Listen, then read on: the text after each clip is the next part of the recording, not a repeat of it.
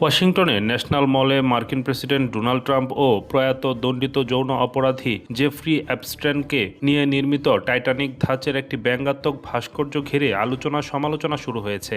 The Washington পোস্টের এক প্রতিবেদনে তথ্য উঠে এসেছে।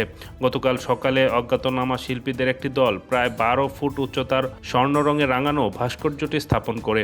এতে টাইটানিক চলচ্চিত্রের বিখ্যাত দৃশ্যের আদলে জাহাজের নাকে দাঁড়ানো অবস্থায় ট্রাম্পকে অ্যাপস্টেনের পেছন থেকে জড়িয়ে ধরতে দেখা যায়। ভাস্কর্যের নিচে থাকা ফলকে তাদের সম্পর্কের ব্যঙ্গ করে লেখা বার্তা সংযোগ করা হয়েছে।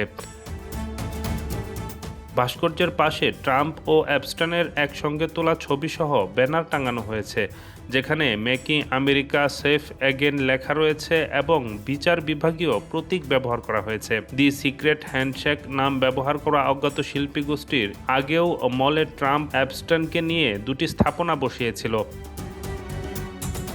ট্রাম্প অতীতে অ্যাপস্টেনকে সামাজিকভাবে চিনতেন বলে স্বীকার করলেও তার অপরাধমূলক কর্মকাণ্ড সম্পর্কে জানতেন না বলে দাবি করেছেন। ন্যাশনাল মল দীর্ঘদিন ধরে রাজনৈতিক শিল্পী ও প্রতিবাদী স্থাপনার স্থান হিসেবে ব্যবহৃত হয়ে আসছে। নতুন ভাস্কর্যটি দেখতে আসা পর্যটকদের কেউ একে সৃজনশীল প্রতিবাদ হিসেবে দেখছে, কেউ আবার একে অরুচিকর বলছে। হোয়াইট হাউস এ বিষয়ে তাৎক্ষণিক কোনো মন্তব্য জানায়নি।